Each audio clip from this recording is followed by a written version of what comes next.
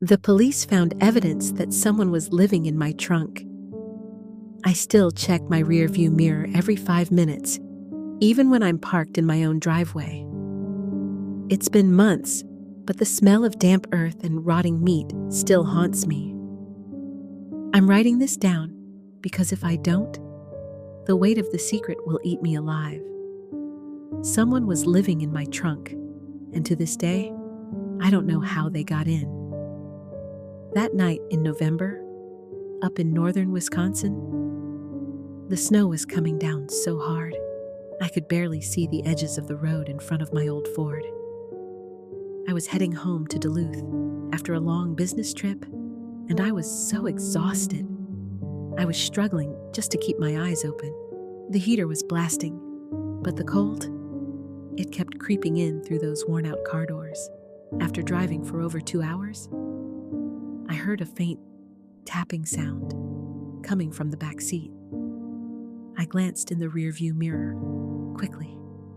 I didn't see anything strange, but the child seat, the one I'd kept since my niece's visit in the summer, looked like it had shifted a few inches. I convinced myself that the car had just hit a patch of ice. Minutes later, a strange smell filled the car. It was a mix of damp earth and rotting meat. A wave of unease washed over me. So I pulled over to the side of the road to check things out. When I stepped out, the cold wind hit me like a wall. I shone my phone's flashlight around the car. Nothing. But then, I noticed fresh footprints in the snow near the trunk. The wind was already blurring them, but it looked like someone had been standing there just moments ago. I rushed back into the car and locked the doors.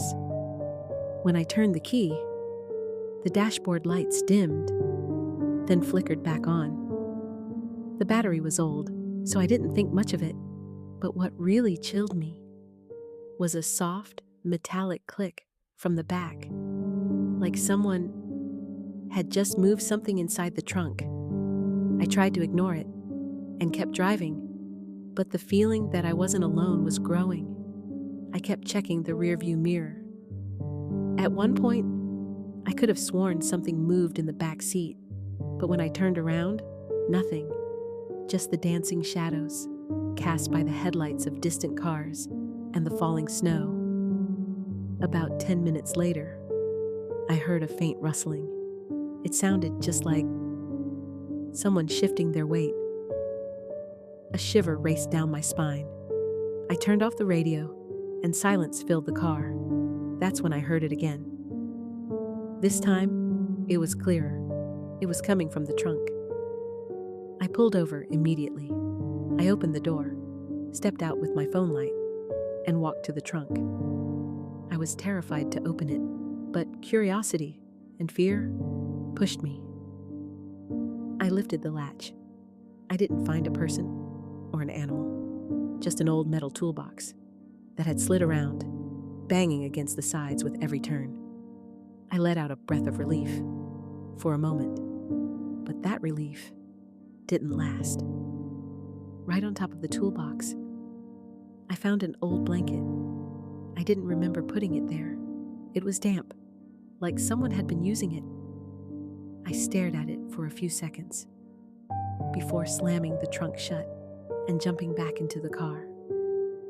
My fatigue was really messing with my head now, so I decided to stop at the first gas station I could find. About 20 minutes later, I pulled into an old station off Highway 2. The lights were on, but the parking lot was completely empty. I walked inside, shivering from the cold and the nerves. The place was uncomfortably quiet. I called out for the attendant, but no one answered.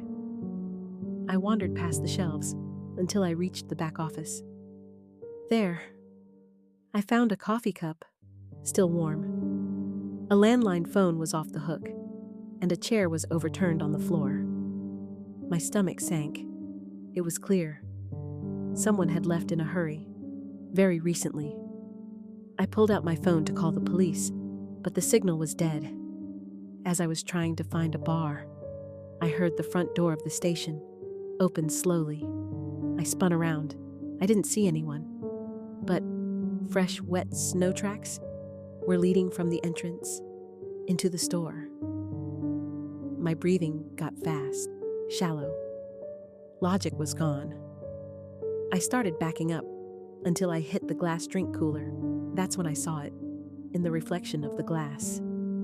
There wasn't anyone standing behind me, but there was a man, a real man, standing between the aisles at the back of the store, watching me in silence. I hadn't heard him enter. I hadn't seen him when I turned toward the door. He was just standing there. His clothes were soaked with snow. His face was pale, and his eyes were locked onto mine without a blink. I screamed at him, asked him who he was, but he didn't answer. Then he started to walk toward me, slowly. I bolted for the door.